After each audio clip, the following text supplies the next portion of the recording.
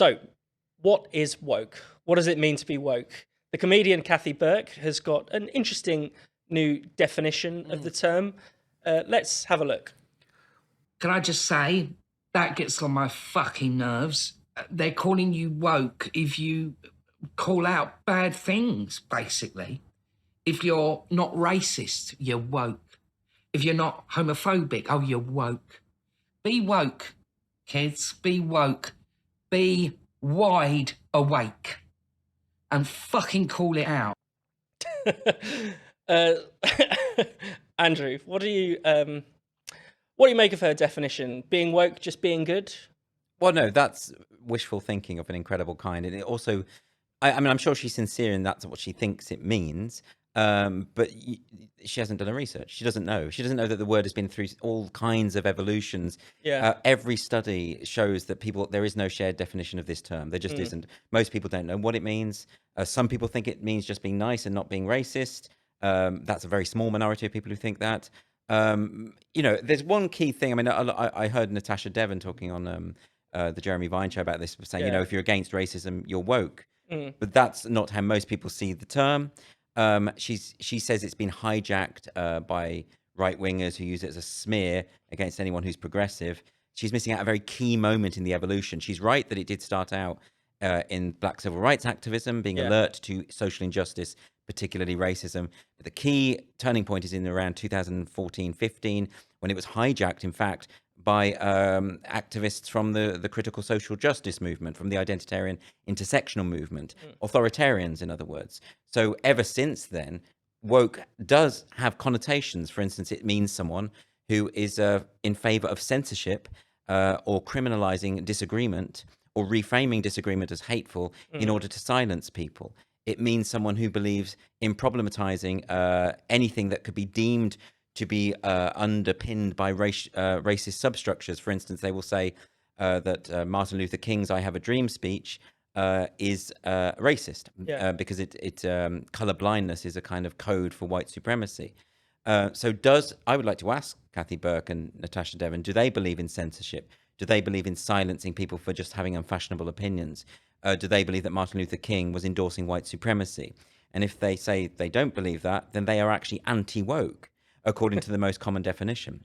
I mean, it's just been through all these evolutions so much that actually it's got to the point where, do we have to keep having this debate now? Like, let's just accept that the word is not fit for purpose, I suppose. Yeah.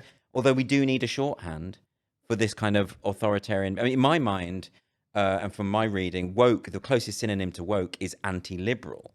That to me is what it really means. It means that you believe in silencing your opponents rather than having a discussion. And Tom, I mean, Andrew's hinted at one aspect in which wokeness is very much not progressive in terms of race, obsessed with racializing people. I mean, you could pick up the trans stuff as being a strand of woke that is misogynistic, potentially homophobic.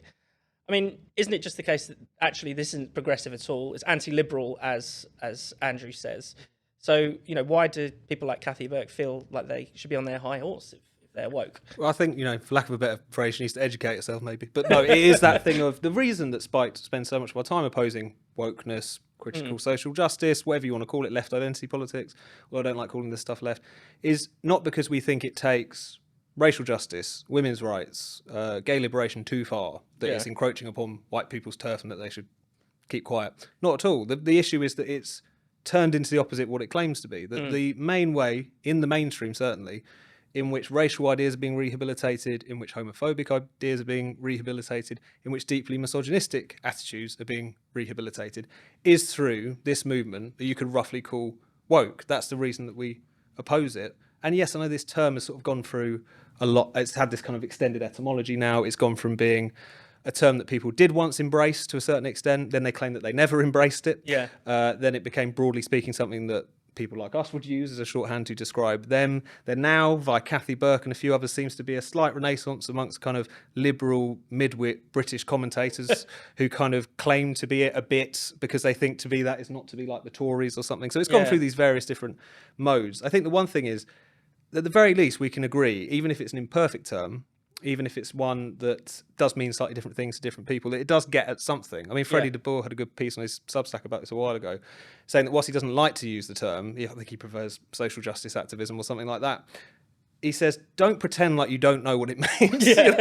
And it does mean a form of, you could call it, it's so-called progressive identity politics, basically. It's not right-wing identitarianism. It's a kind of alleged flavour of left-wing identitarianism, but is almost as regressive in the sense that it does want to carve society up, that it is incredibly authoritarian. All of this is clear. And whilst I don't think this is some sort of campaign to try and muddy the waters and confuse things, it is interesting that at the very point at which we had a shorthand, that we had a word that a lot of ordinary people started to begin to clock onto and whatever, that was the point in which that started getting delegitimized. I think speaks to at least a recognition that this movement is starting to be called out for what it is. And so people are trying to, again, just kind of muddy the waters and pretend like there's nothing going on here. And Andrew, doesn't this speak to sort of desperation among this kind of elite, I guess, to not be pinned down a little bit? I mean, we saw similar arguments over the term elite recently. People in denial that they are part of the liberal elite. Well, but the culture war is largely about language, and the proponents of woke culture will always try and problematize the terms that are used to describe them. Because if you don't have a term used to describe them, then it's very difficult to combat them and what they stand for. But I wonder when I hear Kathy Burke say that, is who has she been talking to? I don't know anyone who says if you're not racist, you're woke. I don't know, I don't understand. The reason why I oppose woke culture is because I'm opposed to racism. Exactly. And because what woke culture does is it fosters racial division, while at the same time it claims to be fighting it. It promotes the idea of equality of outcome rather than equality of opportunity, and therefore it can point to all these nebulous power structures that only people with degrees in critical race theory and gender studies are qualified to detect.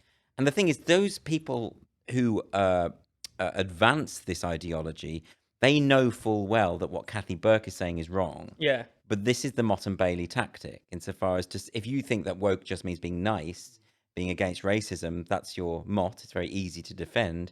But the people are also aware that there's a bigger Bailey, which is very hard to defend. These idea of systemic power structures, the idea of being pro-censorship and anti-freedom and anti-individual autonomy and all the rest of it.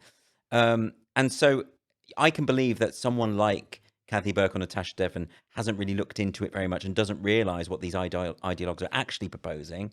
But those ideologues are happy to count them as fellow travellers, and they play on this ambiguity that they're happy to foster and to make worse.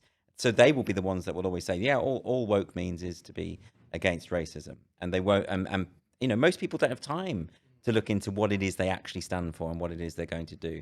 But I'm with you, Thomas, but I don't think there is another word. I think we do need a shorthand to sort of get at what it is. You can't every time say, we're talking about an authoritarian, illiberal, regressive movement that has its roots in French post-structuralism. You can't do that. You have to just say, and like you say, when you say woke, most people get it. They know what you're driving at. So it'll have to do for now, I think.